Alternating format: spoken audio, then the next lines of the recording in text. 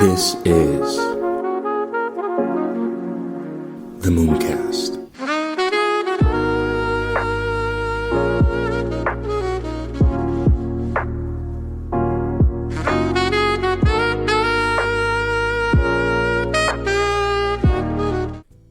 Welcome to the Mooncast. I don't want to waste any of your time. Let's just jump right into it. So today we're going to break down Polygon and zero knowledge proofs, right? So let's start with Polygon. So Polygon is basically put out a tweet that says it's the next technical proposal for the Polygon 2.0 is unveiled. So they are swapping their token acronym from MATIC to POL, and the upgraded token of the Polygon protocol, right, will be POL. It won't be MATIC anymore. So POL is the next generation native token designed to secure, align, and to grow the Polygon ecosystem, right? And now when we break down and look into the white paper, right? So it says the vision behind Polygon as the valuator of the internet is to usher a world in which the value can be created and exchanged freely and globally, right? Similarly to how we create and exchange information today. A world which enables new, fairer, more inclusive, and more efficient forms of human organizations and governance. We strongly believe that realizing this vision can significantly advance our society, right? In order to make this ambitious vision a reality, Polygon's infrastructure must improve. Specifically, it must become exponentially more scalable without sacrificing security and user experience. To address a reimagined protocol architecture is being introduced as part of the Polygon 2.0 effort. This radical redesign turns Polygon into a network ZK-powered L2 chain.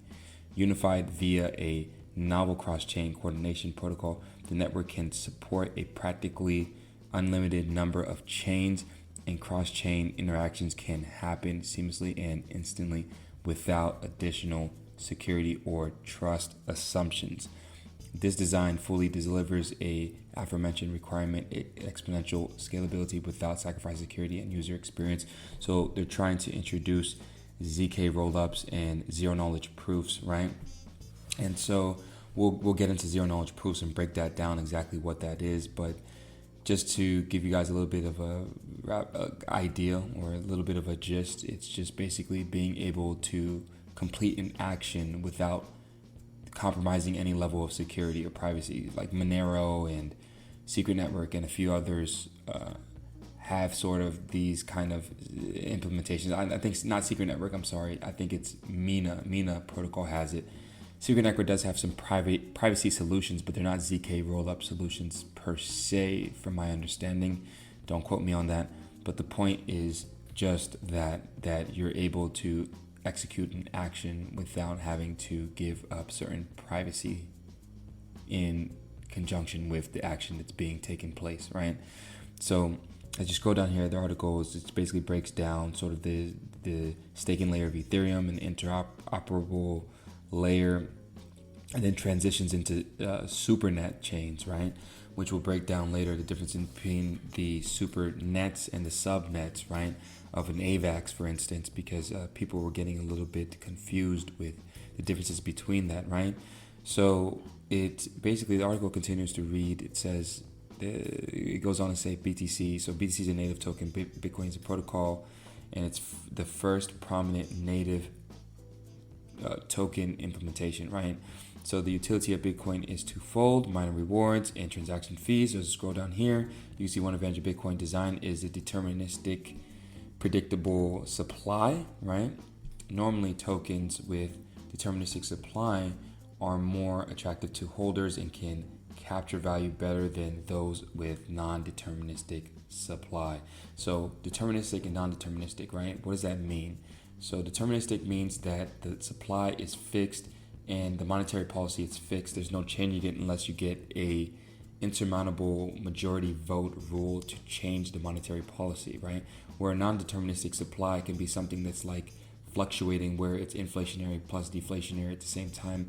Something like Ethereum, for instance, where there's more ETH getting minted, but as there's more transactions on the network, and if the transactions surpass the amount of ETH getting minted, then it becomes deflationary, right?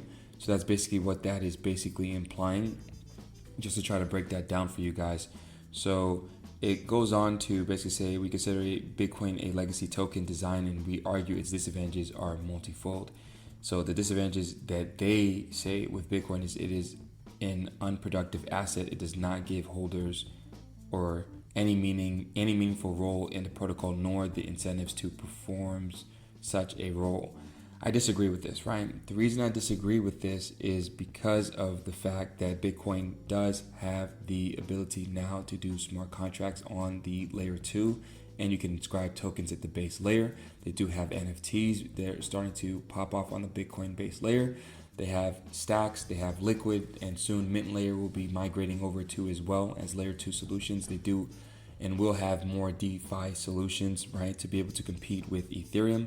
So I do disagree with this. In fact, I do believe that Bitcoin at base layer, yes, it is slow, but there is solutions like the Lightning Network where you can move your collateral over to Lightning Network and create your own Lightning node, or you can basically leverage someone else's Lightning node to be able to open up a payment channel to transact with somebody else. So I kind of describe it kind of like you have your savings account where you keep majority of your Bitcoin in cold storage. And then you can take an allocated percentage into your checkings account where you can do day-to-day transactions, right? And when I believe the idea of using USD, or basically the denomination of money changes, right? When the denomination of money changes into Satoshis and we're denominating everything with sats, well, there's 100 million sats that creates one Bitcoin, right? So within one Bitcoin is 100 million Satoshis, right?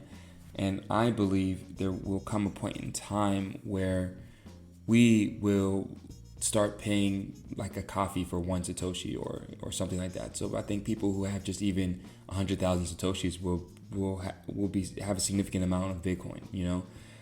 And if you have even just half a Bitcoin, I mean, that'd be 50 million Satoshis. So when I think the denomination switches, I think that's when we'll see, and Lightning Network does a good job of that, of being able to pay in sats as opposed to paying in Bitcoin. So you're not paying in 0.00002 or 1 Bitcoin or whatever for that coffee. You're paying, 1 Satoshi or 3 Satoshis or whatever, and it simplifies everything, and the fees are extremely cheap. So I do disagree, but the white paper goes on to read, it says it does not leverage the opportunity to require stake in the native token for protocol validators, and instead requires them to stake, invest external resources, mining equipment, and electricity, thus making the protocol less resilient and self-sustainable. I disagree with this too as well, because the fact is that they make it harder for you to be able to mine, so the mining difficulty goes up as the value and the network effect gets more. And I think this is a suitable way so that it keeps the barrier of entry quite higher as the asset appreciation of the underlying asset increases over the course of time. But that's just my assumption of the thing, right? So when we also look at this article, it says it gradually reduces emission for mining rewards until it reaches zero, which introduces sustainability and security concerns. It is unclear if the security can be maintained once the emission rate comes low, reaches zero. See, this is the thing, right? So the last Bitcoin will be minted in 2140, right? And what people don't understand is the idea is that the asset will be globally adopted to a more or lesser degree, to the point where people are transacting day to day, and the transaction fees is what the miners will collect from, and that will subsidize them to keep the network efficient and secure and continue to run outside of the fact that there's no more emissions. So when you have a global network sovereign state that's running and commanding billions of transactions per day, that's more than enough subsidy for the miners who are no longer getting the emissions. So again, I disagree with that. It's a little bit biased of a white paper about Bitcoin, but anyways, it goes on to talk about, it says it does not introduce any type of economic support to the ecosystem, which is again not true, because as I just told you, there is a lot of things happening on the Bitcoin blockchain, and soon it will be able to stand alone and be another competitor to ETH.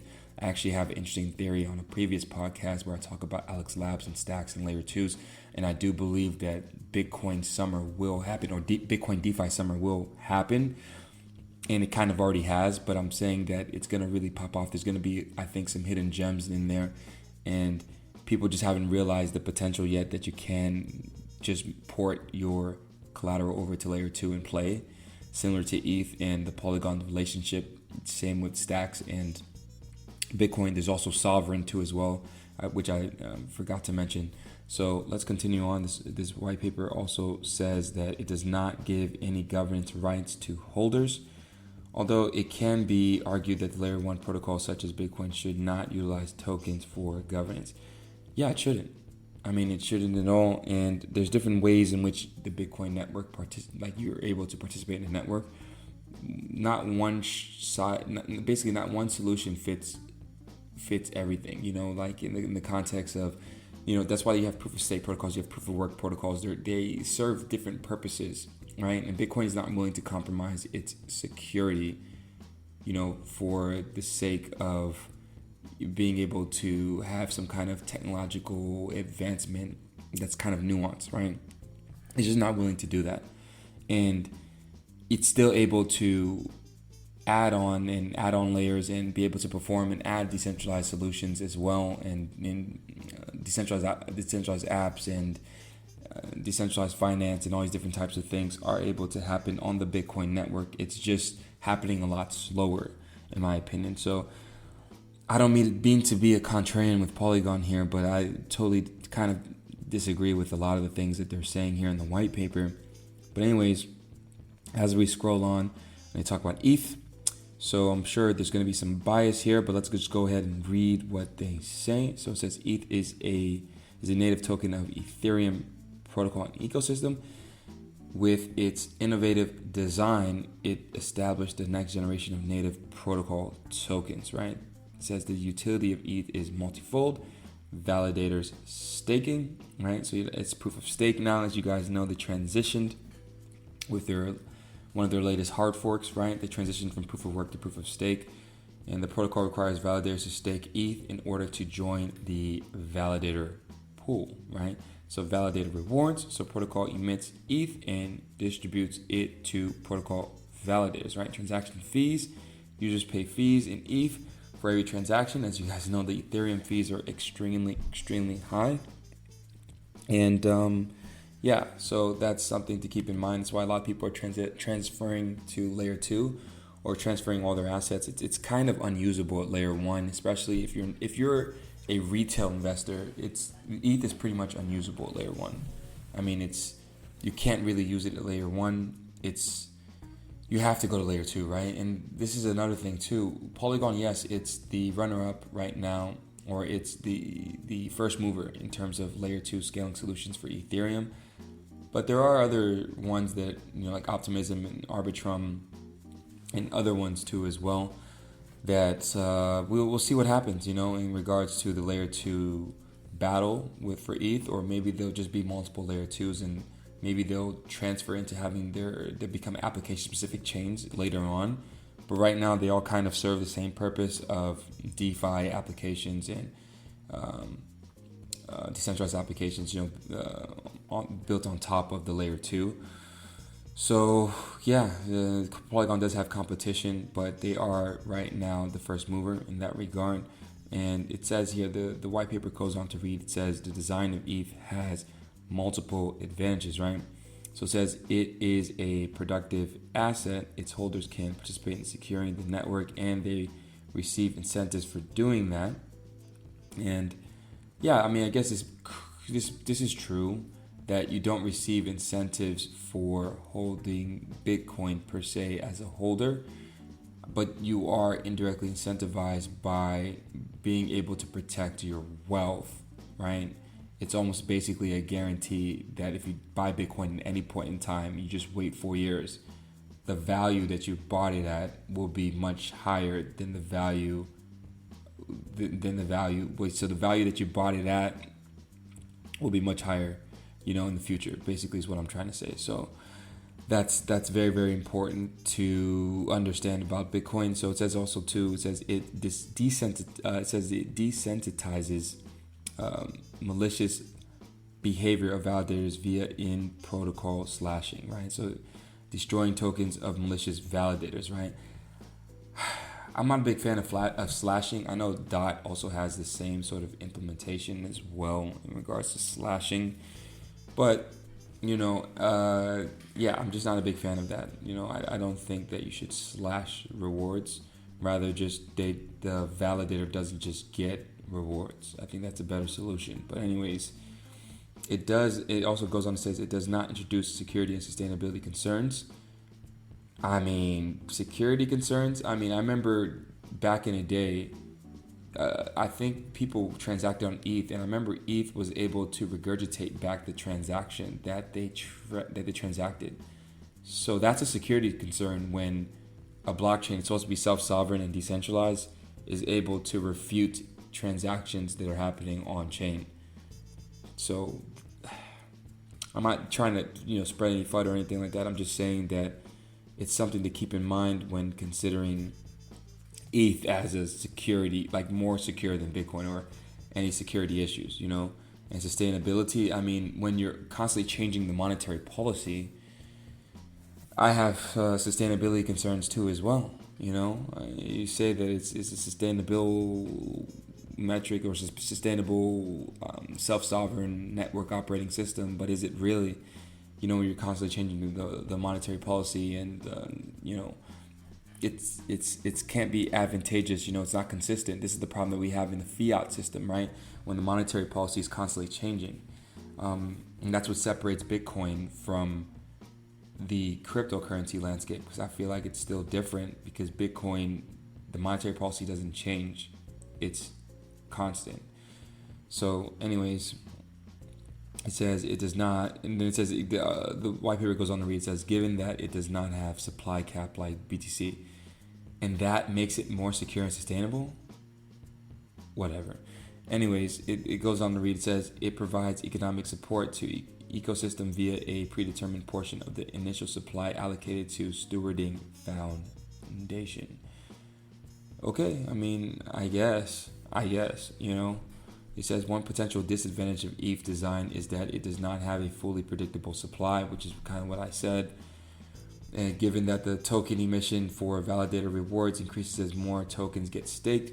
However, this is successfully countered by the built-in mechanism that burns a portion of every transaction fee, thus countering the impact of token emission for validator rewards. Another disadvantage is that the aforementioned economic support cannot last indefinitely. The initial token allocation to stewarding foundation will eventually get depleted, right? Because the emissions eventually runs out. Lastly, it does not assign any governance right to token holders. Although, as mentioned above, it can be argued that Layer 1 protocols should not utilize tokens for governance.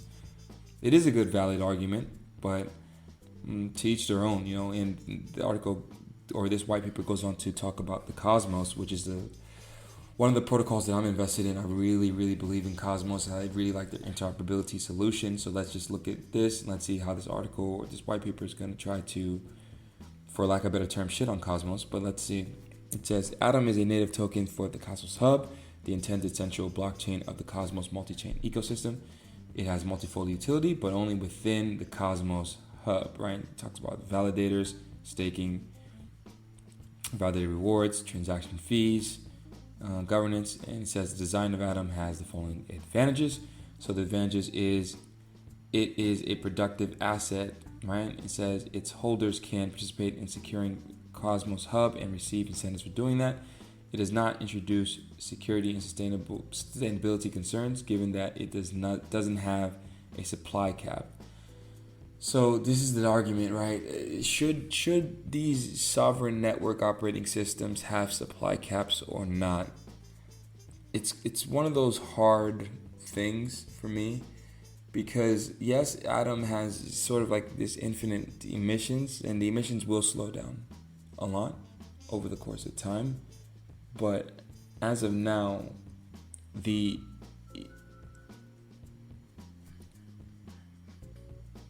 emissions of the cosmos is basically kind of infinite, right?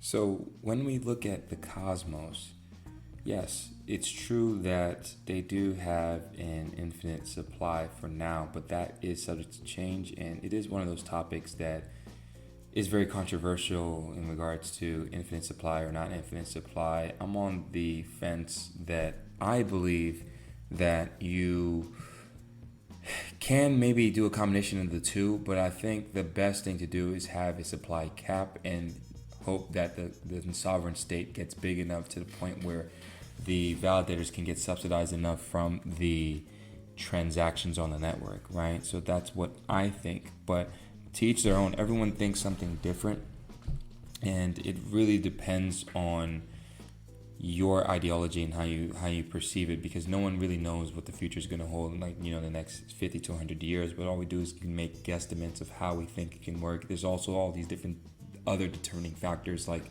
quantum computing, which we don't know if it's gonna be able to command 51% of a sovereign network state, with the quantum computers, and how sophisticated they could become, within the next 20, 30, 40 years, as that's getting developed too as well. And no one's really talking about that so much, but that's another thing to keep in mind too as well. But anyways, this white paper goes on to say that Cosmos, it provides an economic support to the ecosystem via a predetermined allocation to a stewarding foundation, which is the it's basically like a pool where they can vote to allocate where the funds from the pool go to, maybe to help with ecosystem liquidity bootstrapping or whatever it is, right? To upgrade the system or whatever it is, right? So that's basically what that is when it's talking about that. And it also says it gives holders governance rights via a comprehensive governance model, right? So Cosmos is, for me, I think has the best governance model in crypto. And they've had it for a while now, where it's very simple to be able to vote on things going on in the Cosmos ecosystem. The one thing I would say, though, you have to keep up with it. You have to check it all the time. And I missed a lot of votes, but they do offer stake drops, right, and airdrops for things like voting and participating in governance and all these different types of things, right? So it is very interesting, and it is a very robust ecosystem, something that you really, really pay attention to, especially moving forward towards the next bull run. I think they're going to do really, really well. To be honest, they basically, for me, have the best solution and the best marketing and the easiest user interface, and for retail to be able to navigate through comparatively to other chains. I prefer Kepler Wallet over MetaMask. I think MetaMask is terrible. But yeah, anyways, they talk about the disadvantages of Cosmos, right? So they say, of course, they're going to try to. They said that it only has utility within the Cosmos hub, right? It is not used to run and secure other chains in the ecosystem, although there are initiatives to enable this. Yes, this is true. They're upgrading that, right? It says it facilitates a token-only governance model which excludes other relevant stakeholders of the ecosystem, developers, prominent contributors, applications from decision-making. Yeah, this is somewhat true, but not really, because I think they're going to integrate this with the next upgrade that they're having. So I don't agree with this at all. But anyways, let's continue. It also says that economic support it facilitates cannot last indefinitely, since the token treasury will eventually get depleted. But I mean, it's the same problem with most sovereign network states, right? Like Ethereum, any smart contract protocol, they all have this issue, right? Any smart contract protocol.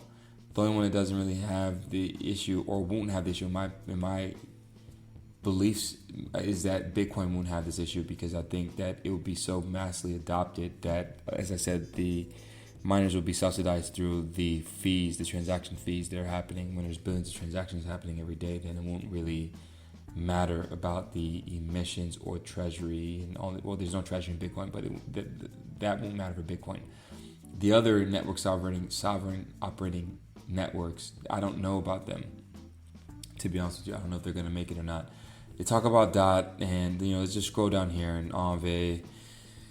Let's scroll down here. We don't need to talk about that. It also talks about the design goals, right, of POL. So this is kind of important for us. That's kind of what we want to know. So it says, based on the analysis of the relevant work, several major opportunities for POL to benefit the Polygon ecosystem were identified. These opportunities are brought forward here as POL design goals, right? So it says economic security. POL should help establish a highly centralized pool of validators that can run and secure any Polygon chain, right? So they're trying to build basically similar to like the Cosmos, right? They're trying to build a layer 2 and then also have sort of subnets, which means that you can make your own blockchain and use Polygon as a security layer, which then uses ETH as their security layer, right? And so it continues on, talks about infinite scalability, right? So it says Polygon should support exponential growth of the Polygon ecosystem and eventually hyper Bitcoinization, right?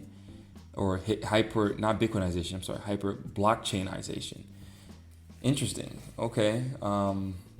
Okay. Yeah, I mean, there is going to be hyper blockchainization. I've never heard this term before. It's in parentheses, so it's not a real term, but I believe in hyper Bitcoinization, but they're talking about hyper blockchainization, right?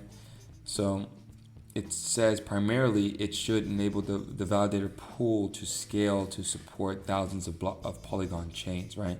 So they're trying to do the same things like AVAX and Cosmos, basically, where Cosmos is a little bit different because it's more of a layer 0.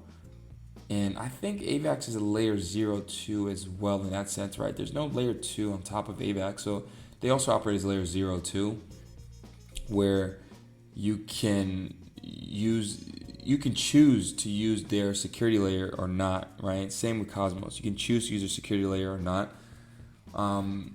And I don't even think that possibility it's not yet been realized if that's a reality or not with the Cosmos. If you're able to use the Cosmos hub as a security layer, I think that's coming, right?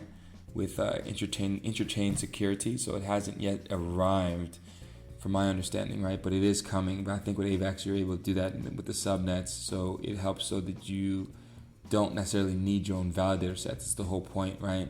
Because what ends up happening, right? When you want to launch your own chain, you need to convince people to set up validators to support the network for your chain. Why would they do that? Why would they be incentivized to do that? Well, because they get a value exchange of tokens. But how do they know those tokens are going to be worth anything, right? So it's a risk for them to set it up, pay the money or whatever for, let's say, a hosting service or whatever it is, if it's proof of stake, and depending on the proof of stake, sometimes you need extra equipment and stuff like that. Some proof of stake protocols is more barrier to entry, whereas Cardano, for instance, like a Cardano, you just need a laptop and you can run the software just autonomously on a laptop. But the problem with Cardano is you need, I think, around 2 million ADA or something like that to be able to start minting blocks, right, on chain. So that's basically where you need to have really good marketing to get people to want to stake to your validator node and earn block rewards, right? So whereas with Cosmos, I think there's a higher barrier to entry in terms of the technical, the stuff that you need, the computational technical toolings and things that you need. There's more of a barrier to entry in that regard, right? And I think it's the same with Polygon too as well, but I'm not entirely sure about the validator node requirements, but I know for sure with ETH it's like that too. So there is more of a barrier when it comes to that. So let's move on to when we talk about the ecosystem support, right? So it basically talks about the being a global network in the making. Polygon will require ongoing ecosystem support for further development and growth. POL, which is the rebrand from MATIC, should help establish a self-sustaining funding mechanism for those activities. This funding vehicle should be governed by the Polygon community. So they haven't really disclosed how they're going to do that. And when we scroll down here, they talk about no friction. They talk about that blockchain networks often require both users and developers to hold, stake, or consume their native tokens in order to use the network. This causes friction and degrades user and developer experience. POL should be designed in a way that does not introduce any friction. So I'm guessing that you're gonna have a multi-token settlement implementation is what I'm guessing, right? So you'll be able to settle transactions in different tokens that are built on top of Polygon. And that's something that is where a lot of blockchains are actually starting to try to solve this problem, and also the fee determinism and all these different types of things. I know Cardano is trying to solve that. I know that there is a project, what's the name of this project on Cosmos that's doing a lot of amazing things. I can't think of their name currently right now, but Kujira, right? So Kujira, they've solved the fee determinism already. So you're able to settle transactions in multiple different tokens, right? And that's kind of the future, you know. But another thing too is it's kind of dangerous to do that too as well, depending on how it's done, because it doesn't really matter if the validators are getting rewards from any of the settlement fee token that's being used, right? But if they're only getting rewards for if you're using the settlement layer token, like for instance a Cosmos or a Polygon or something like that, then you lose, right? Because you're not going to be able to maximize or optimize your fees as a subsidy for validating the network, and you only be able to have to rely on basically the token emissions, which gradually won't be enough over the course of time, right? So this white paper goes on to talk about the community ownership, and it says that Polygon is envisioned as a decentralized network governed by its community, right? And it says assigning governance rights to POL holders can enable creation of effective governance models in which decision makers are directly incentivized to support proposals that are in the best interest of the Polygon ecosystem. They talk about the utility here. So POL is a native token of Polygon and such represents the major tool for coordination and incentivization of the whole Polygon ecosystem. It has multi-fold utility, namely validator staking. It has validator rewards and community ownership, i.e. governance. So that's basically their multi-fold utility, but it's nothing really nuanced here. I mean, most ecosystems have these types of things. I mean, so it's nothing really innovative there. So talk about the validator staking. So this Polygon validators are required to stake POL in order to join the validator pool. Now, this is what I want to know. I want to know how much POL needs to be staked to be able to validate blocks on the Polygon network. So maybe if we scroll down here, we can see, and it says the validation and its benefits of validators are further explained in Article 6.3, right? So yeah, when we scroll down more, we'll probably be able to see that. Talk about the validator rewards. Decentralization and size of validator pool is critically important for the security, resilience, and neutrality of the Polygon ecosystem. So just keep scrolling there. It talks about the governance, the supply, the initial supply. So it says the initial supply of the POL is 10 billion tokens, right? So, and then it says the entirety of the initial supply should be dedicated for migration. Token swap from MATIC to POL. This migration would need to take place in order for POL to succeed. For POL to succeed, MATIC has the native token of the Polygon ecosystem and is discussed in Article 8. So just go down here, talk about the emissions a bit. It says the validator rewards to incentivize validator onboarding and retention. POL should be continuously emitted at the predetermined rate and disturbed to validators as the base protocol reward, right? So it says we propose a yearly emission rate of 1% of the POL supply. For this purpose, the emission rate would not be possible to change for the first 10 years, right? So it would just be 1% emission subsidy for the validated reward. So the rest is going to have to come on chain from transactions. It says the emission rate would not be. Oh, I already read that. And then it goes on to say, and after that period, the community can decide to decrease it in the arbitrary way via the governance framework. The emission rate can never be increased beyond 1%. So that's something that they've put in the stipulation, that it can't even be increased for the validator. So it can only decrease depending on the votes, right? It's interesting for me because you would think that they would want to keep that kind of open, just so, because the validators, depending on how much transaction is going, we don't know if Polygon, if Arbitrum and Optimism and some of these other layer 2 ZK rollups, whatever, all these different types of things they're launching on top of ETH, they're going to be able to extract a lot of the transactional volume from Polygon, and so that means that there's to be less transactions or transaction fees for the validators to collect to be able to subsidize their operation, right? So let's just scroll down, moving on. They talk about sufficient ecosystem support, right? And yeah, they talk about security via scarcity. So yeah, so we can just scroll down here. We don't need to talk about that right now. So the staking layer, so realizing the vision of the value layer of the internet will eventually require the Polygon network to host billions of users and millions of Web3 applications, right? To enable this vast level of activity, hundreds of thousands of Polygon chains will be running in parallel, secured by tens of hundreds of thousands of validators in order to coordinate all Polygon chains and validators, right? So it goes on to talk about the staking layer is one of a kind programmable multi-chain coordinator protocol, right? By orchestrating Polygon validators and chains, it enables unlimited scalability of the ecosystem. We'll see about that. This sort of infinite scalability that everyone claims that it can achieve, but I just remember during the last bull run, none of the chains were scalable. They all froze up at a certain point. They just couldn't handle the transactional volume that was happening on chain. It didn't matter if it was BNB, Polygon, Cardano, Ethereum.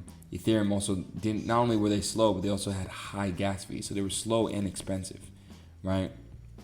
So yeah, so we can continue to scroll. They talk about a little bit about Web3. You can see they talk about the design, implementation, and so on and so forth. And boom, boom, boom, Polygon chains, management. So we won't get too much into that. Just wanted to kind of skim through this white paper to kind of show you guys basically what they're trying to do and why they're trying to do it. And so I'm trying to break it down in layman's terms for you guys to kind of understand it a little bit better from a more technical aspect, right? They talk about the protocol rewards. It says, as described above, every active Polygon validator is receiving base protocol rewards. The total POL emission for the validator rewards is distributed to active validators proportionally to their POL staked. So depending on how much POL you stake, depends on how much rewards you'll get.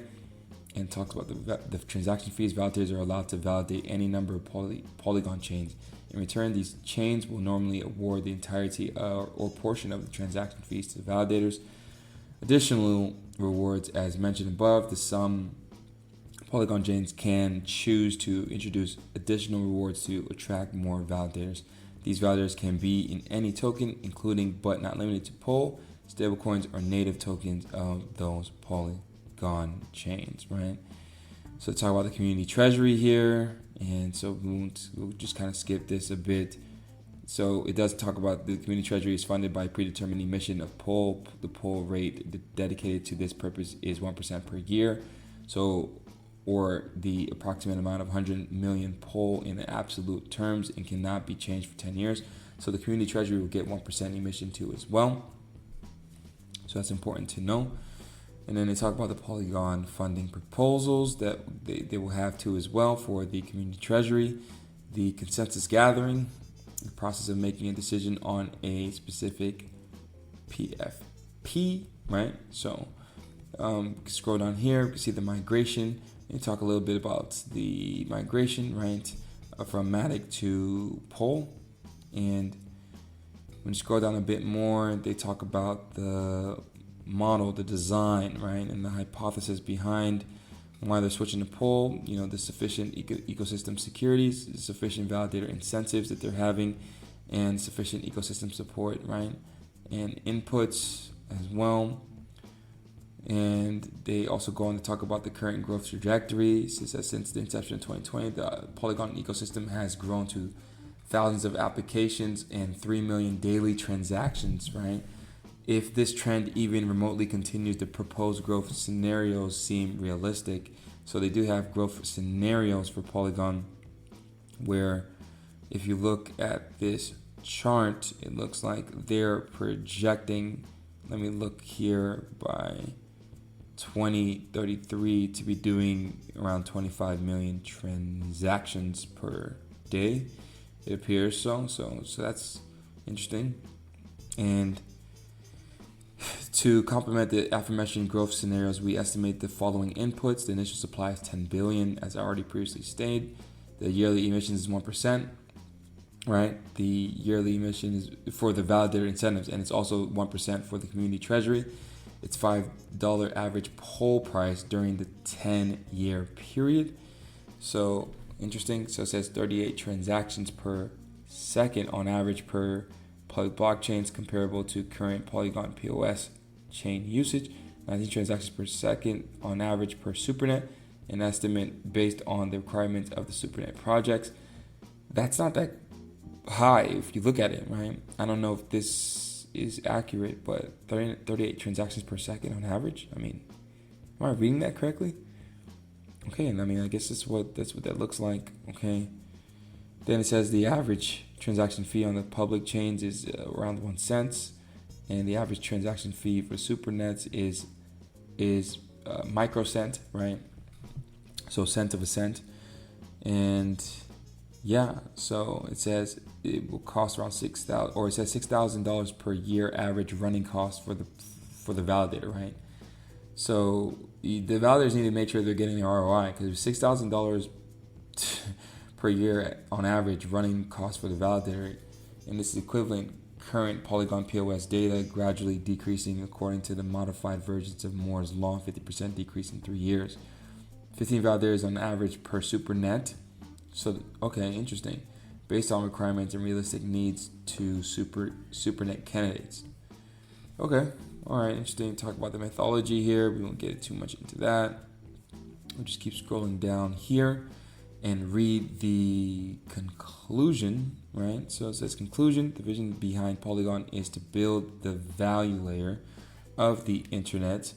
To achieve this vision, the redesigned Polygon protocol architect introduces a novel, infinitely scalable and seamlessly interconnected network of layer 2 chains. In this paper, we introduce POL, the proposed native token of Polygon, designed to secure, coordinate, and align the Polygon ecosystem and supercharge its growth. The proposed design and tokenomics of the POL achieve the rigorous design goals that we define, right? Okay, so yeah, it's pretty much it for the white paper, right? So when we go on to, do we need to really, I think we could skip this for now. Let's go here. Let's talk a little bit about, you know what?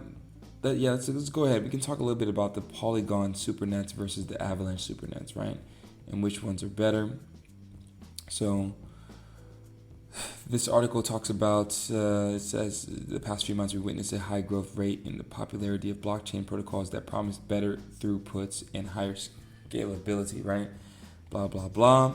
So it says the rise of app chain platforms. While the Supernets and Subnets have major differences, they address a common problem, the creation of app chain platforms, right?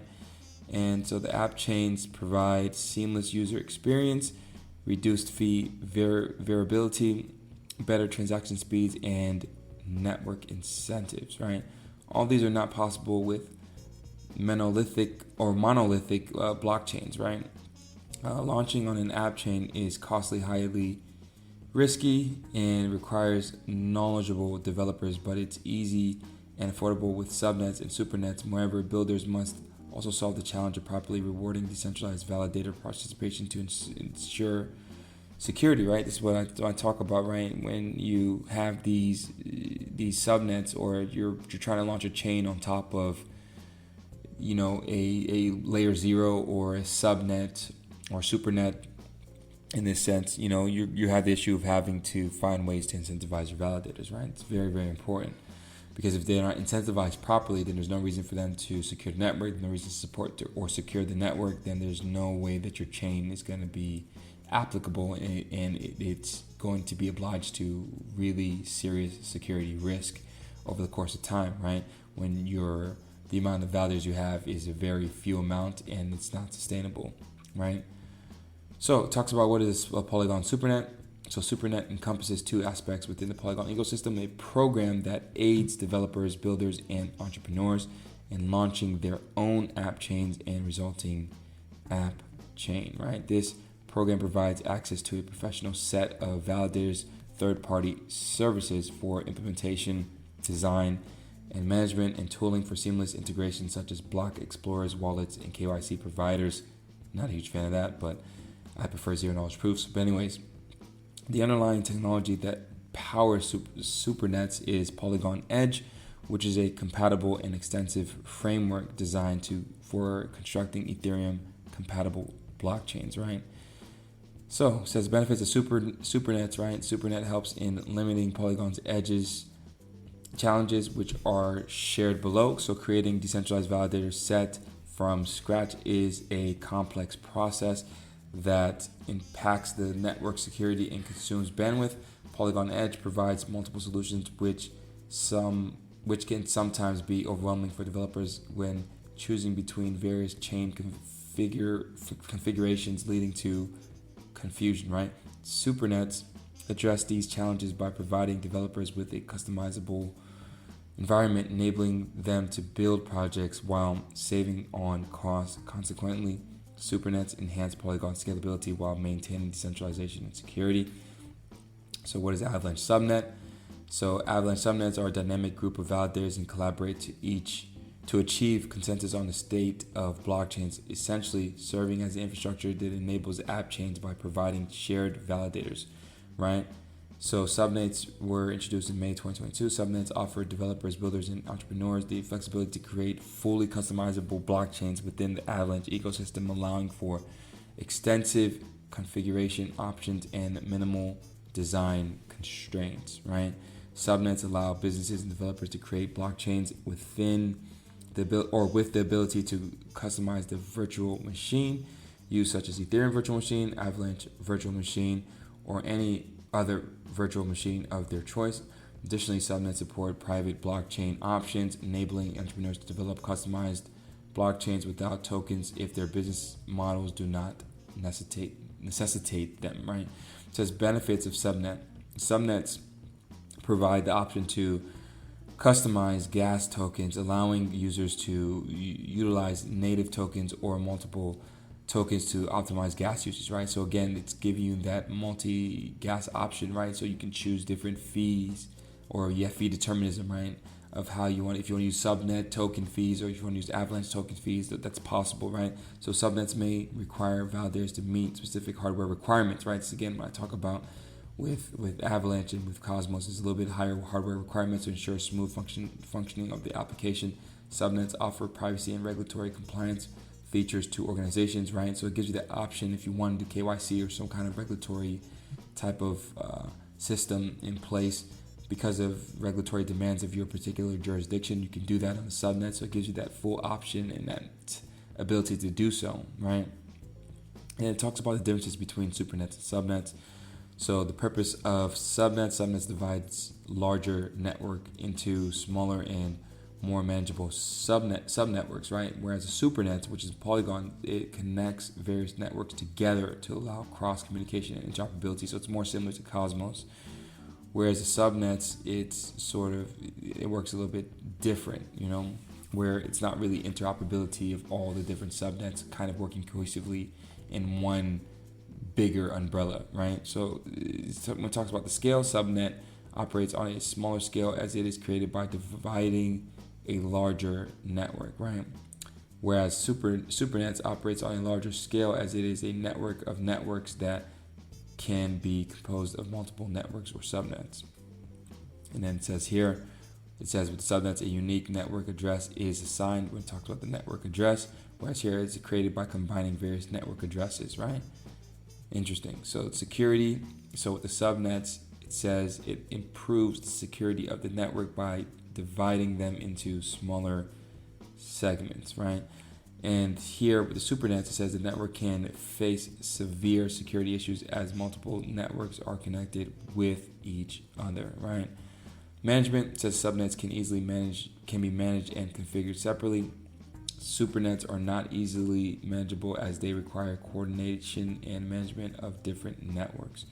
Interesting. So the conclusion, which is better, Polygon supernets or subnets? So this article goes on to read, it says both subnets and supernets are solutions for scalability that facilitate rapid deployment or development of app chains by developers. However, they differ in various aspects, including consensus mechanisms, transactions per second, the number of validators, and staking requirements. Avalanche utilizes the Snowman proof of stake consensus protocol, which employs probabilistic consensus to enable scalability and infinite decentralization. On the other hand, Polygon employs an Istanbul Byzantine fault tolerance, right? The IBFT consensus protocol to achieve guaranteed consensus, albeit at the expense of decentralization and permissionless participation. This is my problem with Polygon, right? It is at the expense of decentralization and permissionless participation, right? But anyways, it says as the adoption of blockchain technology continues to expand, these technologies are likely to become more widespread and indispensable for building decentralized applications, right?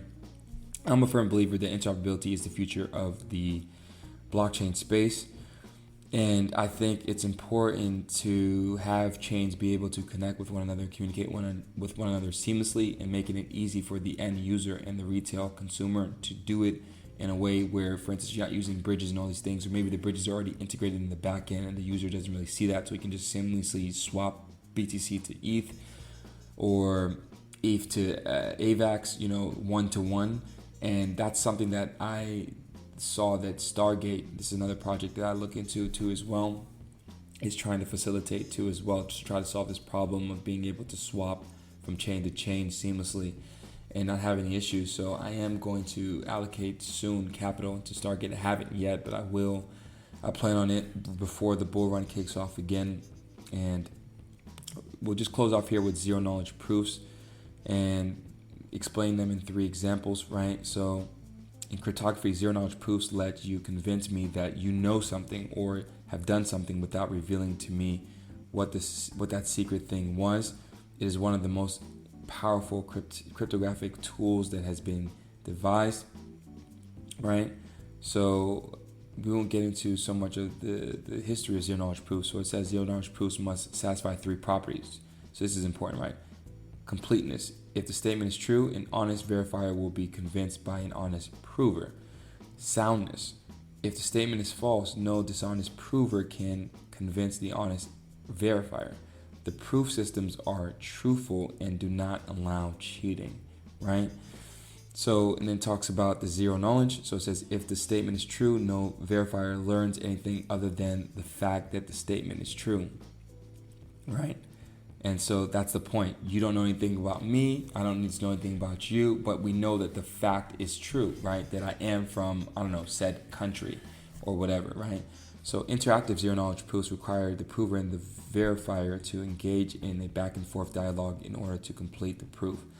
Non-interactive zero knowledge proofs are those in which the prover sends a signal message to the verifier, who is then able to check the validity of the proof without any further communication from the prover. Exactly, right? So we're going to skip all this stuff with the article and just get to some of the examples, right? One really good example is says the simplest way to prove that you have knowledge of something without giving it away can be shown with the often used "where's Wally" example, right? You and a friend want to find Wally. You have knowledge of where Wally is in the image, right? But your friend doesn't believe you. How do you prove to your friend that you know where Wally is without giving away his location, right? It says you take a massive piece of paper to cover up the entire image. Showing your friend the image of Wally through a cutout you can prove that you really know Wally's location, right? Yet your friend will not gain knowledge of where Wally is, since the exact coordinates of Wally relative to the image would still be unknown to him, right? So you're showing the image of where Wally actually is, but you're not giving the exact coordinates. And that's the point, is you don't really need to know where I am exactly, but you just need to know that I am who I am. And that's sort of zero knowledge proofs, right? So in another example, in this proof of membership example, right? Another way of thinking about zero knowledge proofs is with an example of locked safe. You meet someone you do not know, yet she claims to also be a member of the group you are part of. How can you know if you can trust her? Luckily, your group has a locked safe, and only the members of your group know the secret combination code to gain access to the safe, right? So write a message and place it in the locked safe. So first, the verifier writes a secret message and puts it in the locked safe. The prover, who fulfills the requirements, has knowledge of the combination code and opens the lock safe, right? So they have actual, proof. It says they fulfill the requirements and have knowledge of the combination code. So they have the knowledge of the combination code, right? It says the prover returns the secret message to the verifier, right? I repeat, the prover returns the secret message to the verifier. And then the verifier is convinced that the prover really knows the combination code and can therefore be trusted, right? And the prover and the verifier didn't really need to know anything about each other, right? And that's the whole point of zero knowledge proofs. So we can do, again, another example here. This is opaque pricing. So in this example, you and a competitor discover that you are buying the same materials from the same supplier. You want to find out if you are paying the same price per kilogram, right? However, there isn't enough trust between the both of you to divulge the prices you are each paying, and you are also contractually bound to not share this information, assuming the market rate for the materials can only be 100, 200, 300, and 400 per kilogram. We can set up a zero knowledge proof for this situation. Let's follow these steps, explain the idea. So you have you and the competitor, and you and the competitor want to know if you're paying the same price without revealing how much each of you are actually paying. So we obtain 4 lockable lock boxes, each with a small slot that can take only a piece of paper. They're all labeled 100, 200, 300, and 400 for the price per kilogram and placed in a secure private room, right? So it goes on to read, says, you go into the room and alone first. Since you are paying 200 per kilogram, you take the key from the lockbox that is labeled 200 and destroy the keys for the other boxes to leave the room, right? And then the competitor goes into the room alone with 4 pieces of paper, 1 with a check and 3 with crosses, right? Because your competitor is paying 300 kilograms, they slide the paper with a check inside the lockbox that is labeled 300 and slide the papers with the crosses into the other lockboxes. They leave the room. So after they leave, you can return with your key that can only open the lockbox labeled 200, right? And you can find a piece of paper with a cross on it. So now you know your competitor is not paying the same price as you, because when you open up the box, the slip that he put in was an X and it wasn't a check because he had 300 kilograms and you had 200 kilograms, right? So that's basically how you sum it up. And that's another way to identify zero knowledge proofs. And so both of you are leaving knowing only that you are not paying the same amount, but neither of you actually know, no knowledge was gained of each other on what each other was paying, right? So that's the entire point. And so the article goes on to read, says zero knowledge proofs and protocols are not magic, but they are an exciting frontier of blockchain technology. They have an immense potential in a wide variety of applications where sensitive information is required, such as providing proof of password, proof of identity, and proof of membership, right? So imagine you can show proof of all these things without having to give up personal identifying information, right? You have cryptocurrencies like Zcash, Monero, and they make use of ZKPs to maintain high level of user and transaction privacy for their users, right? And it says, while companies like Nuggets and Mina also use ZKPs that allow users to identify themselves with verified real-world information that does not compromise their personal data.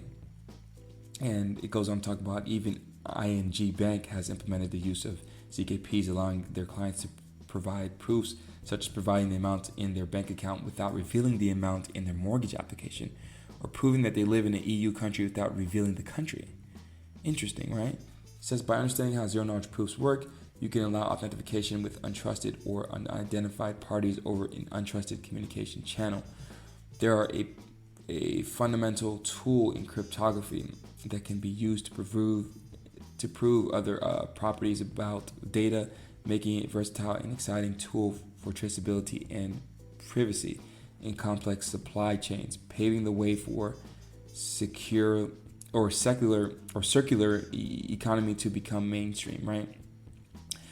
So very, very interesting article, right? And this article was, let me just scroll up to see, give the credit, was from Tian Daphne, right?